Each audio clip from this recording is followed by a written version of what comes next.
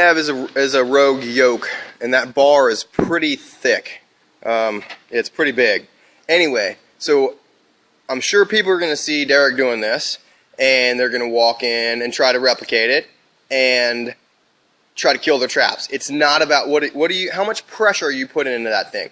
Honestly, I'm not even standing all the way up. I'm just leaning into it a little bit, probably a third of my force. Then when I turn my head, I barely let it pull. I feel a little stretch, I come back. A little more. As I feel it loosening up, then I might pull a little harder, but I'm literally putting You're teasing it out, right? Effort. Right. You're not jamming. I mean, more is not necessarily better here. I'm just resting this arm on here. It's doing nothing. Yeah. Now, if you can, take this and hold on down there with your hand, with your fingers. Rotate in. Okay. See, so what that is, you're creating an external rotation in the shoulder joint, which allows this to elongate here because the shoulder blade's coming out more. What we're trying to do is loosen up his shoulder so he gets more mobility in the shoulder, in the scapula, which is freeing up a lot of stuff and giving him a lot more mobility in his arms. It's evening out everything.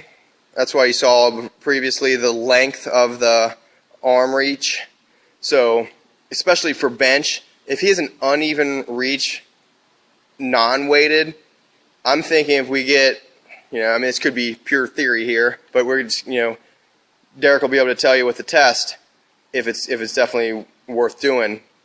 But once we even everything out, I think he's going to get proper muscle firing, like everything recruited at the right time. I mean, even if you gain, 7 pounds, 10 pounds, right? It's going to be good for you. Another thing is, here's why muscle tension all the time is what I think is a bad thing. If he lifts his arm and he says, I feel 5 pounds of resistance, well, that's 5 pounds that you're fighting against. You have 5 pounds of brakes. Let's take those brakes off. Let's work on getting that more fluid motion. The more fluid the bar path is, the more efficient it is, right? I can feel it all loosening up. I can, with no hard effort, just touch my shoulder now. And we didn't do anything with the biceps. So loosening up that upper trap, boom, easy. All right, nice. I mean, what do you feel? You feel like your chest is a little bit more engaged? Honestly, everything feels better. I feel like I can. You look bigger. You literally look like a bigger person. I'm more upright. I don't have anything dragging, holding me down. Like I said before I did anything, I would feel like drag, almost like an emergency brake in your car, slowing you down a little bit. Just do one side and test it against the other one. I feel so much freer.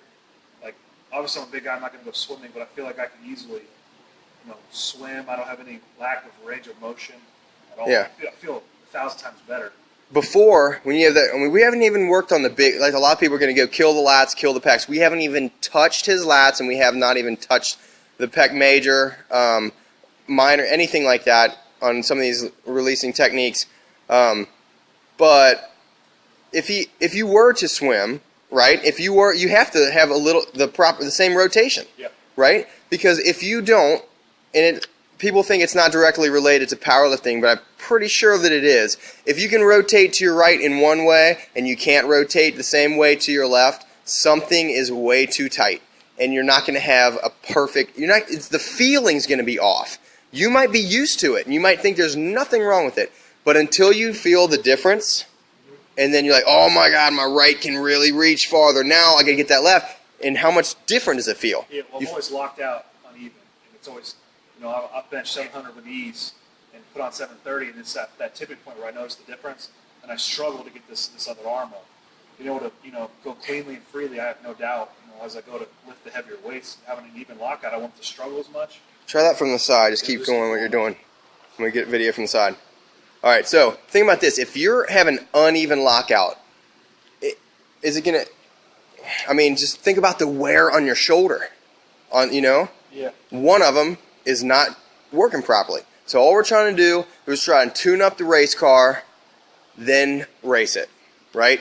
But the thing is, shit takes time. Cool.